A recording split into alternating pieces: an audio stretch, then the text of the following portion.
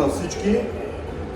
Сега искам да ви покажа защо е хубаво да полагате фолио на вече полирани или нови фарове. Колата е претърпяла инцидент с удар в тази част, като единствените забележки по фара са дълбоки дръскотини и останала чужда боя, но в самото фолио. Какво ще рече това? Това ще рече, че буквално сваляме това фолио, полагаме на клиентът продължава да се вози. Това е на практика единствената причина, поради която може да обредите фолиото и да се наложи смяна.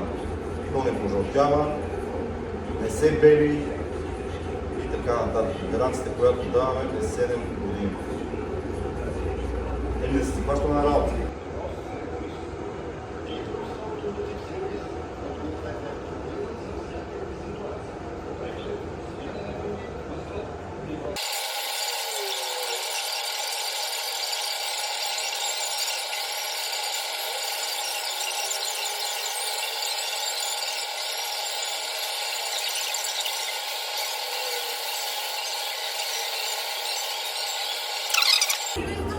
Остатъка от клепилото, което е останало под фолиото, макар и малко да го има, аз лично премахвам с Start Remover на Optimum.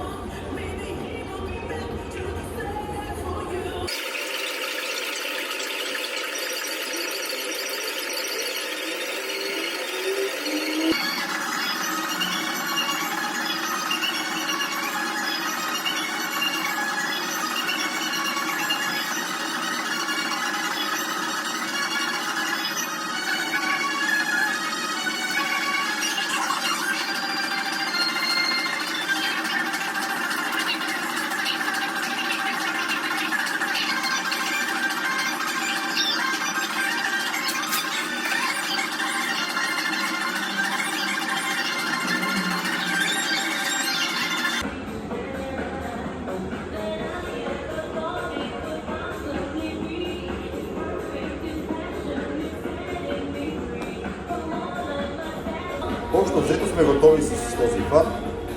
Има съвсем малко остатъчна влага, тъй като препаратът ни беше малко по-силно от необходимото, но това нещо ще се премахне. Ще изчезне. Фолиото, както казах, с 5 и 7 години гаранция. Преди работихме с една фолия, която дава 5 години.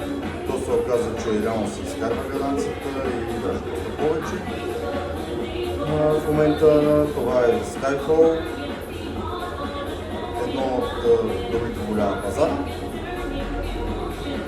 Общо взето, ударя от камерчета, така нататък, стига да е нещо малко, се самовъзстановява, предявява. Хайде, чао и до очакване!